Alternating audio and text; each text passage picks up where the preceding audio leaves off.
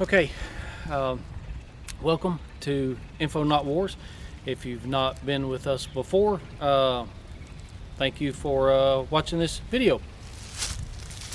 This is a Remington 870 that I purchased at a pawn shop. I have talked about this in another video, so you can catch up the little details and so forth. What I wanted to talk about is the stock that I replaced. This, of course, came with wood furniture. As you can tell, I had to butcher it, of course, there to fit anyway, I just had to cut it.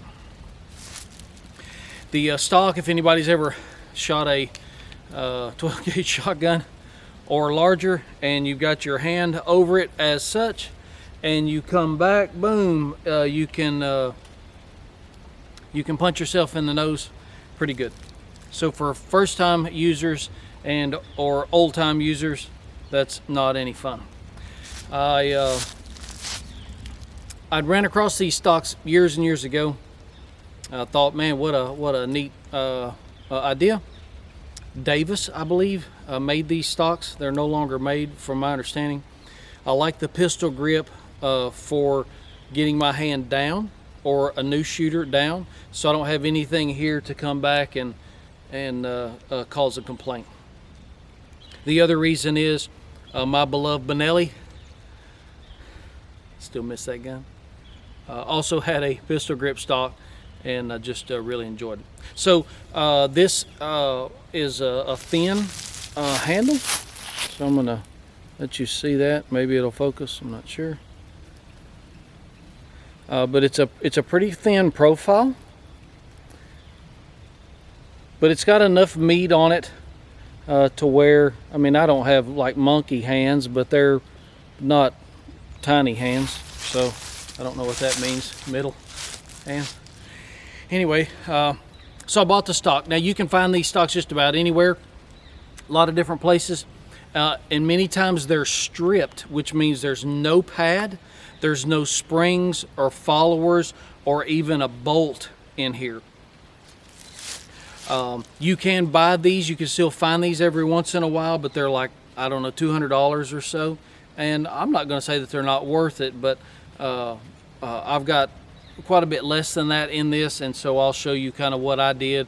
And if you choose to do the same, I believe they made these for all different kinds of shotguns, so it should work with any of them. This being a Remington 870, the bolt that comes through the old stock into the receiver portion here is a little longer. The factory one is a little longer than the one. This actually came with the bolt, and it was just a little longer. So you can either stack washers to overcome that difference. You can cut it off, however you decide to do that. It did not come with the butt pad or the springs and followers, or the swivel. Now it had a hole in the stock, and a good friend of mine had one of these laying around, and so he donated that. The portion here that holds the shells, by buying the stock originally, when it had the springs and so forth, my understanding it would hold 2 shells per side, so giving you 4 additional rounds in the stock. Mine will only hold 1.5.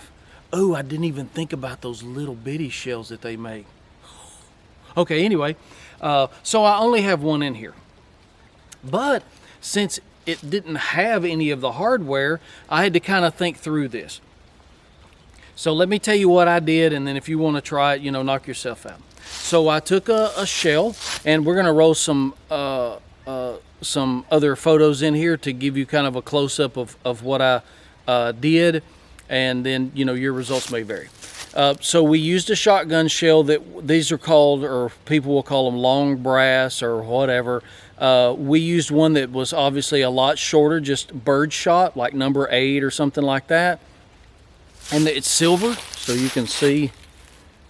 But what I did was, so I cut the plastic part off, dumped all the stuff out, and then I shot this because it still has a live primer in it, and I didn't want to take a chance on drilling through this and possibly hitting that primer some way, shape, form, or fashion. Anyway, so I shot it, and the noise was like, it literally was about that quiet.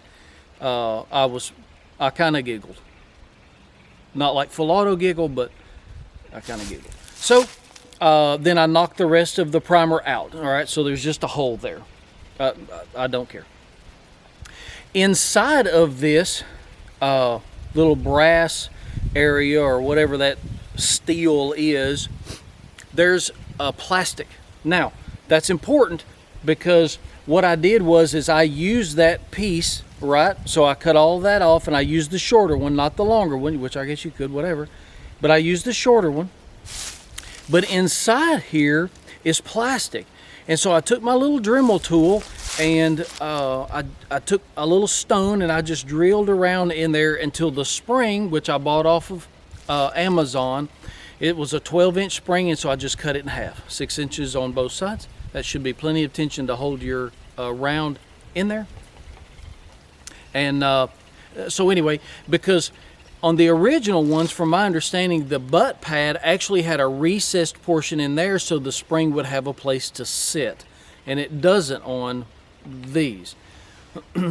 So I wanted at least a place in here to try to keep that plunger, or what I call a plunger, somewhat level, and it really doesn't do a very good job. I know you probably can't see that, but anyway, so this just goes in there brass first, if you will, or the metal part first, and then there's a little tiny ledge here that it sits on. And so again, it didn't really matter to me if I couldn't get any rounds in it, but I just kept tinkering with it and thought, man, I should be able to make this work. Now, the plungers in here, if I were to pull the back of this off, which I didn't do what I should have done to make this more educational, but you guys are sick of school anyway. So the two holes that are in the stock are round, of course, and then they have a little part where a rod, and again, you'll see in the photos that I roll in there, I just use a punch set that I bought from Harbor Freight years ago, just garbage stuff. But I cut one of those down. So I found the right diameter, and I just cut it to length. And when I drilled into this metal part of the shotgun shell, I just pushed it through there. And then, so that's what sits in there and holds it in that track. The butt pad, of course, didn't come with. And so our friends at Kick-eez, just a good bunch of guys. I'm sure there's some girls hanging around there, so hello, ladies. Well, so I ordered a butt pad as close as I could get. Now, on the butt pad, when you order them, the most important part is the screw hole. They don't make one that's identical. However, the bottom of this pad, the hole, I believe it was the bottom hole, is kind of ovaled. So you have a little bit of wiggle room. And that's all you need. It's just like an 1/8 inch off, or a 1/16 maybe. It's very, very minor. So when I opened the package, when I got the package, there were 2 butt pads in there. And so I thought, well, I have clicked, quantity more than once, and, that's my mistake. But when I looked at them, they were different. And I thought, what in the world did they do? Well, someone at Kick-eez has been watching our videos. I don't know if they're on the clock when they're doing that or not, and I won't comment any further. However, someone saw that I have the PA-10, the 308. Those are a couple of other good videos if you care. And so the PRS stock that I had that I put on there, they sent a Kick-eez butt pad for it. And so with not much ado, I took the old one off and put the new Kick-eez butt pad on there. So thank you guys for that. Very good product, extremely good product. I paid as much for the butt pad as I did for the stock. so that's where the money's tied up at. Now, the screws that come with the butt pad are wood screws. Obviously this is not wood, and you're going to need some machine screws. So I had a couple little machine screws that would work, and I put them in there and got it on there. The holes, no problem. So obviously you see where there's no additional holes drilled in the back. I didn't need to do that. And so all I did was I took I think it's called like a scratch awl or something of that nature, something that will just mark the plastic. So I put it on there, and then I just took it, and it was very, very minor. I mean, very minor modification. Now mine doesn't look too good. I get real heavy-handed, and as you can tell, I mean, this is just an old beater shotgun. It's not my beloved Benelli. And so being that it's not, I really didn't give a rip what this looked like so much. So if you're the kind of guy, you know, gal, that man, it's just got to look a certain way, or we just can't take it to the field because I might get laughed at. Well, okay. The sanding disc that I had, again, another Harbor Freight option that has the belt sander, and then it has a little disc sander on the side. I don't know what it's called. It doesn't matter. Check their website out, I guess.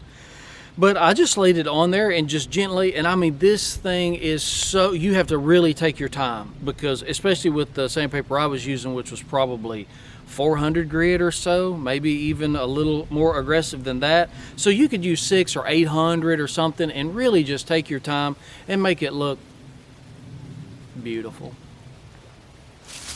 In any case, thank you for watching. Thank those guys and gals at kick-eez for making such a good product first, and then sending me an extra product. The hat, I didn't bring the hat. Some decals, and so we just really appreciate those guys.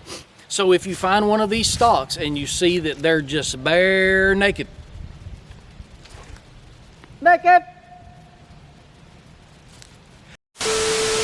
anyway, don't be afraid of it. You can put the few little things on there and make it to where it works. And so with this thing all loaded out the way it is, I think it carries like 14 shells.